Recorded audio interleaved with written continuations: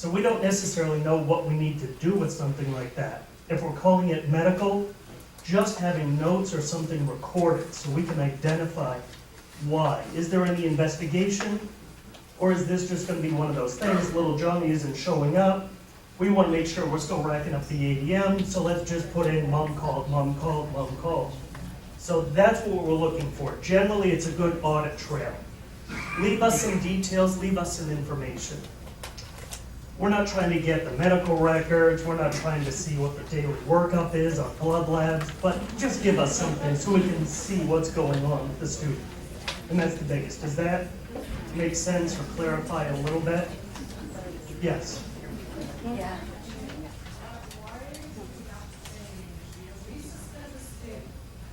Why do we have to send it as unexcused after so many of them?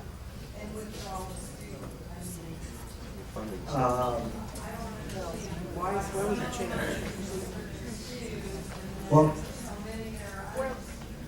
the 15901 addresses unexcused or excused absence as defined by the Department of Education. The reason for 10% being unexcused is that's the point when a student can be adjudicated as incorrigible. So that's where the numbers came from, and that's how the department. So maybe I'm not answering the question you're really asking, but I.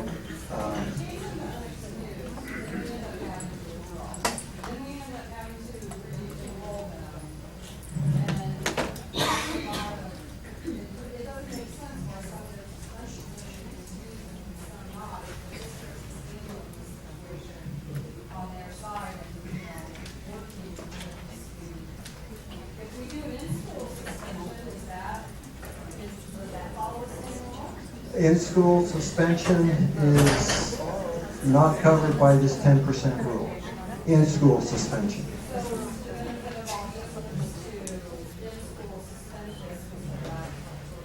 Yes.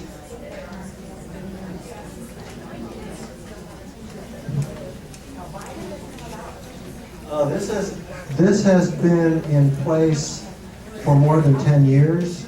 It's just been brought to the forefront because possibly this group asking questions and us realizing that that some districts and charters were applying the 10% to all absences and some were only applying it to the out-of-school suspensions. It was for clarification that this came up.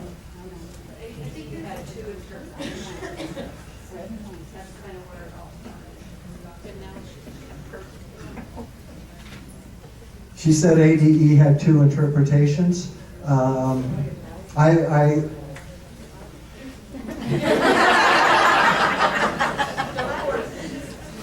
right here. According to us over here, a small group, as we read it, it seems like there's no limit on how many excused absences a student can reach. Yeah, that's something that happened, was enabled by the elimination of the high absence penalty. Right. And I was talking with someone earlier today about high absence rate, and when Matt said it goes on for 30 days, we have kids with 50% absences. And actually I've seen some with way more than 50. But that's what's been reported to us. But it is the way it is. No limit on excused absences. The audit resolution team might, question a school that has that many absences when they go out, but no limit on the number of excused absences. There has to be at least one day of attendance in the first 10 days of school. If we're pre-enrolling and returning students. I'm not encouraging to allow that. Anything else on EX1? Was that a question? Well, it's a comment, because there's a couple issues here, and we're all questioning in here why the change and why now and all that.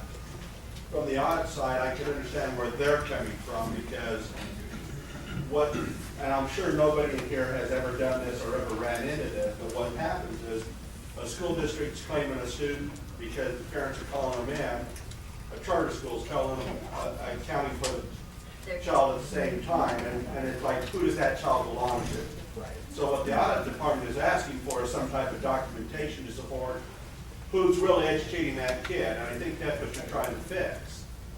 But the way you're going about the fix, I think, is causing more consternation and all that, because the excessive attendance is a problem, but the school should be monitoring that, because that's going to affect their student progression and all that. And that has not, I mean, there's ways of coding that in your system to where it doesn't have to be excused, unexcused, or whatever. And so I'm just trying to go back way to the history and then trying to hear what the problems are. The real problem underlying right now is we have two schools claiming the same student, and there's not adequate documentation to say, who does that student really belong to? And I think that's what the audit needs to run. There is. You know, we have, and I think this may still be in ARS 15185, that addresses a charter and a district that are sharing a student, a validation of enrollment. And all we did at that point in time is say, do you have the kid or not? And all they had to do was check yes, and that was the end of it. Both of them had to check yes. If one checked yes, that school got the ADM from that point forward or something like that. But that's been 10 years since that was actually implemented, used. Lyle? Go ahead. Go ahead. Well, we mandate withdrawal forms. So that validates ours. If you don't have a withdrawal form from us, that's not your child. So our problem is, during the summertime, we still want withdrawal forms from other districts so that we don't have to try and call and get it. Districts, charters, we don't get them from a lot of them during the summer. And districts will tell you they never issue a summer withdrawal form. Why do we have it on the withdrawal form? If you're not supposed to issue it. And we want them. We issue it. Can it not be mandated by school finance that a withdrawal form has to be before? First, when my daughter wanted to move from a district school to a charter school, the charter school wouldn't even talk to me. Well, they talked to me. But they wouldn't let her even show up at the building until they had a withdrawal form. That being said, the concurrency limitation that is in statute that allows for kids to be enrolled, provides for what to do when they're enrolled in multiple schools, basically devalues the withdrawal form and the requirement for the withdrawal form.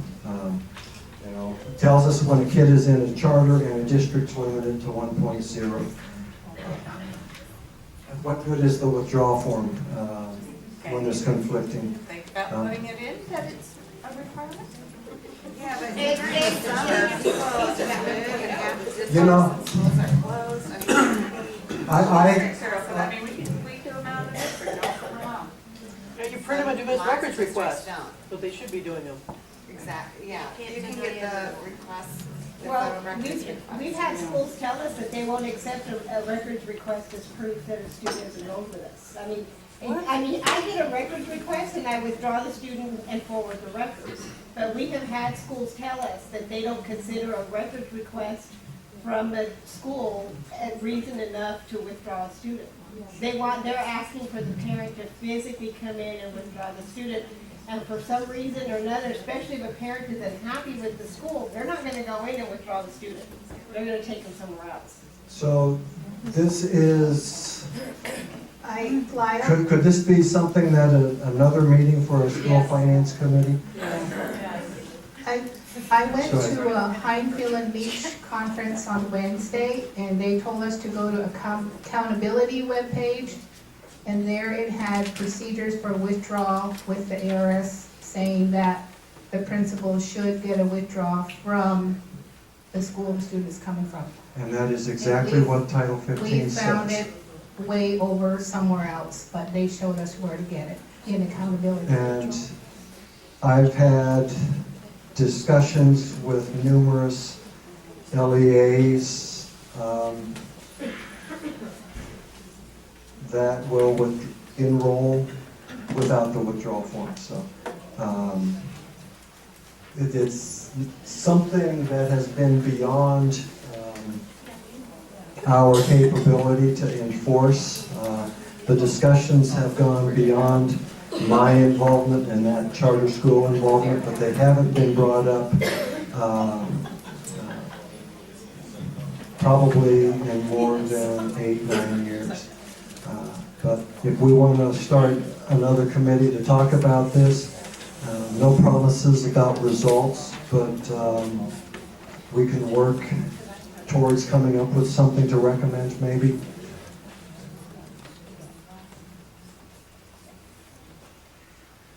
Anything else? I was also at the Highfield Beach training.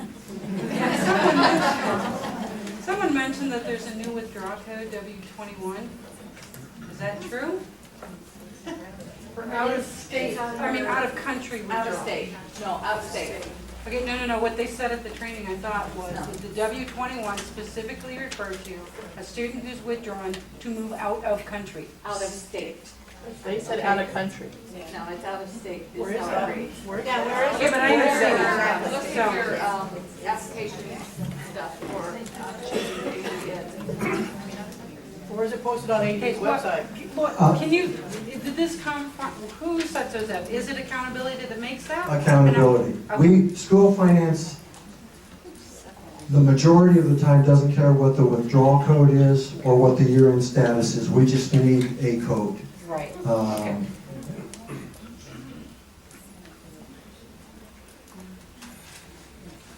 Moving on. Why will you address your funding? That's here. Before we run out of time. Okay, I will jump to current year funding. One more question. Go ahead. Okay, it's quick. Just a reference to whether it's on paper or whether it's on our system where we could print it out. So I'm not sure, I thought the statute was that we had to have a written notice, but if we can accomplish that by making a note in our system, then that's gonna save boxes and boxes and boxes of paper. So do we know the statute on that? We've used the system, and some of the systems are easier to print the comments. Like in Schoolmaster, there's actually a comments report. So if you have to back it up, you just go in and print the comments report. Some of the other schools, SISs are harder to pull it. But I know Schoolmaster is real easy. The auditor's good with it. The state auditors are good with it. So I know So because we just went through ADE's one. auditors are good with it? Yeah, we just went through a few audits. They're shaking their heads yes. I always trust but verify. Okay, current year funding. Poor Lyle. We love you, Lyle. It's okay. Current year funding is really interesting. I thought it was all your problem. And then JLBC published some proposed or possible language, and it's becoming my problem now. But current year funding, let's see. We will be using the AZEDS and ACE results for payments beginning in 2017. We're not going to be able to do that for August 1. I'm 99% sure it won't happen on August 1, but it will happen in 2017. Part of the reason for not on July, August 1 is there's a challenge with you for you to submit 2017 data before you finalize 2016 data. And we can't calculate for you 400-day ADM until we have your calendar and your student count data. So at the very least, August 1 is going to be based on prior year ADM. At some point after that, we'll switch to using the AZEDS and ACE data from the current year. The data will be moved into the existing tables that APOR and CHAR reference when making the payments.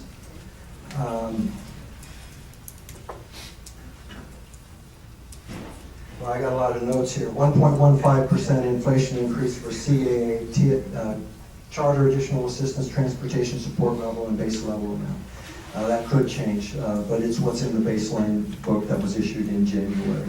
I'm going to skip. Is that for all schools, districts, and charters? Yes, charter additional assistance is charters only, transportation support level is districts only, and base level amount is both districts and charters.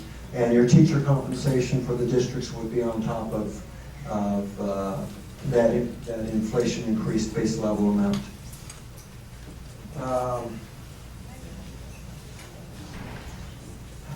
Right now, current year funding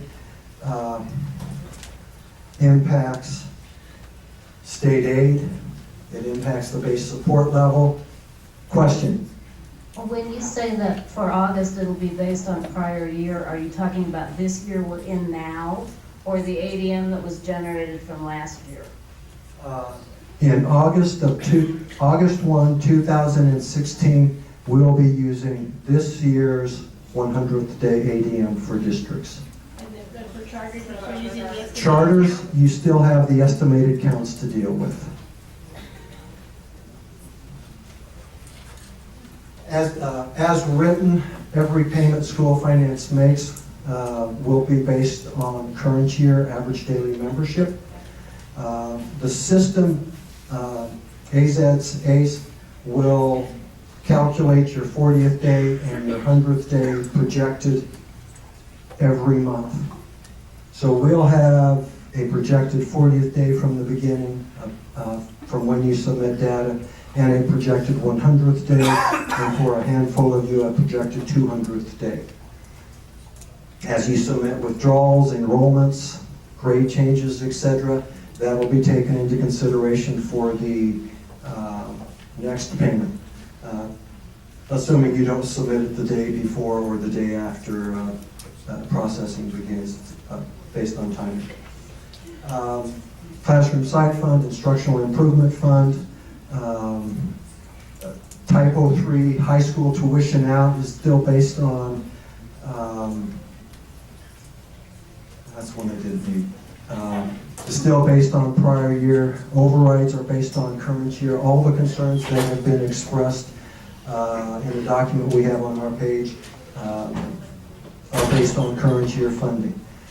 Where it gets fun for school finance, the Joint Legislative Budget Committee publishes a baseline book every year, and basically that's a book for every state agency Arizona has, including the Department of Education, and it's based on the assumption that there's no new legislation written.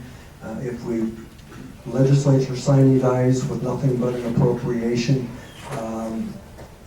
this is what the budget would look like.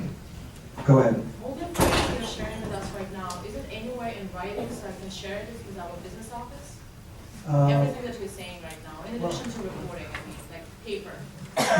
Right now, the only place what I'm talking about right now is the Joint Legislative Budget Committee's baseline book. You go to azleg.gov, there's a link to JLBC, and on the JLBC page is a current budget status. It's one of the first links on that page. Open the document that indicates agency level or something to that effect, and you can click on another link in another document for Department of Education, sorted based on the E, and that will include all these possible pieces of legislation. Would you mind sharing the notes with ASCUS instead? Sure. Thank you. They're not pretty. It's okay. I'll take them. Oh, they're typed up, they're still not pretty. Lyle, Yeah. you mentioned using the prior year 100th day count for the August 1st payment. When are you going to switch to the 40th day count or the 100th day count of the current year and adjust the payments? Because that's the real... I'm expecting that to be for the August 1, September 1 payment, so you should have data in sometime in July. very early August so that we can calculate your 40th day ADM. And when I say very early August, probably August 1st. Otherwise, it would still be prior year.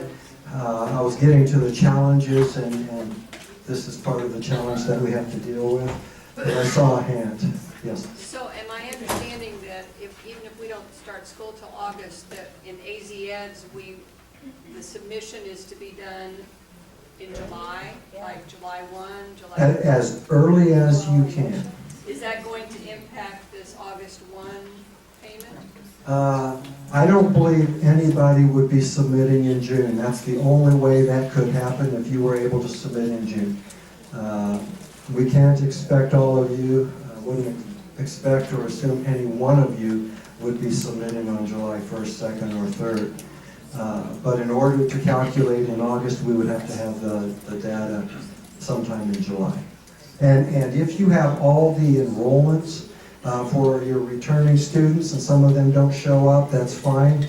You're going to get paid. Your district, your charter is going, your district is going to get paid on that student, but as soon as you submit the withdrawal, the payment, the revenue control limit, the budget capacity will be adjusted on the calculation following the submission of that enrollment or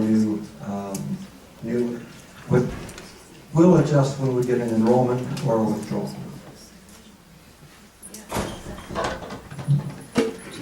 Lyle, is finance planning on releasing some sort of a calendar of when calculations will be done We do a during calendar. FY17, so we know when our data has to be on the nice and clean? Well, the agency issues a calendar every year of when SACE is processing. I hadn't given a thought to that stopping. School of Finance works with assessments, OLS, ESS, whomever uses state student data to develop that calendar. ASCUS is going to be different. Mark says daily calculations of ADM. I'm not hoping for that, but possibly a weekly calculation.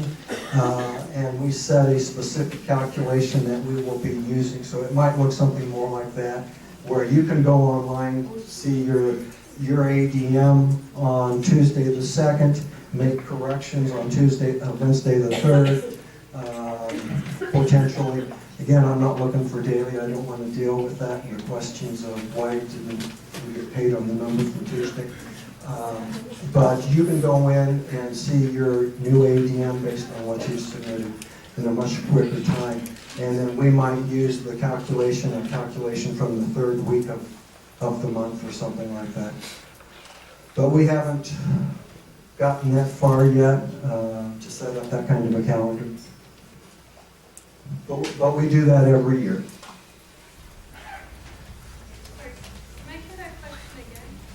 Will we be telling them when calculations are being performed in 2017? ADM, yeah, SPED, DLL.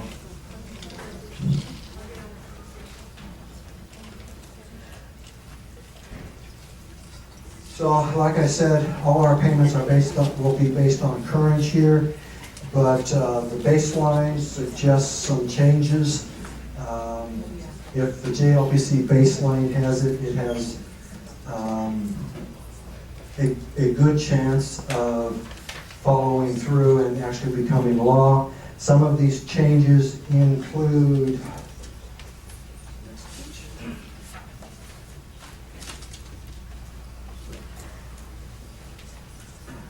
and this is what the first page is, 3 columns with our budget.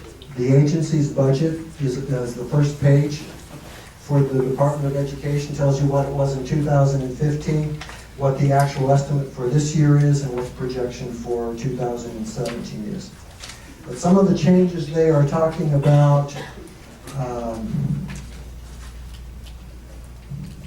include using the prior year ADM to determine your small school adjustment. For those districts that have less than 125 elementary or less than 100 high school, you can budget in excess of the limit.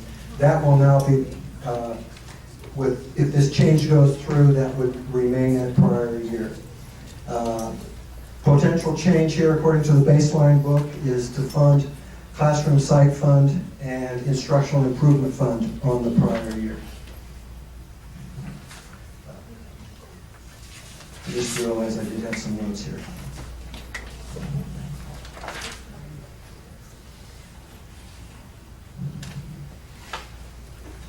Sorry. Apparently I scribbled over them. Let's see. K-12 rollover and lump sum reductions would be based on prior year. This one I'm concerned about because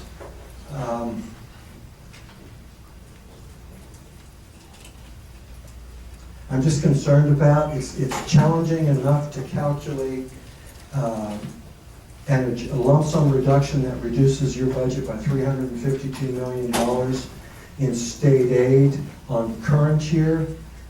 Now we're going to be basing it on prior year ADM, and in some cases, that's going to lead to some districts getting a negative payment if we base it on prior year. It will be disproportionate. Growing districts will be impacted differently than declining district. I think this one is something we may have to live with on current year funding, and I will share that with JLBC and our staff that works with the legislature. K-12 rollover. The one that bothers me the most is that prior year overrides are going to be based on, budget overrides are going to be based on prior year ADM. Is that good or bad from your perspective? If you're a growing district, no. If you're a declining district, yes. For us, it means that we have to basically create a whole new system so that we have a prior year calculation and we have a current year calculation. That's going to take some effort. Someone in IT is already looking at that, making the changes necessary for current year. But when we get into these where we have some calculations for one purpose or current year, some are prior year, that impacts our budget system.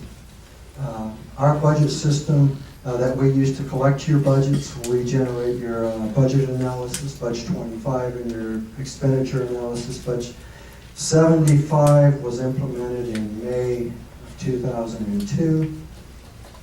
It hasn't been modified since then. We have nobody that knows anything about it. We have someone that has opened it up one time to do a very minor change. This is a big change. We'll get it done if we need to, but manual calculations are becoming more and more common. But anyway, those are some of the potential changes, possibly probable changes for current year funding. Your minimum tax is going to be based on, anybody know what minimum tax is? It's half the QTR, and if you levy less than half the QTR, then you levy the half the QTR and send the difference to state general budget, state general fund. Any questions? That's, I think, all my notes for current year. Oh, on a good note, the JTAG restoration bill is looking very, very positive. Anything, questions on current year? Bob? Are you aware of any current lobbying efforts or any bills that might delay the whole thing or kill the whole thing? I know there are bills out there right now that have been introduced to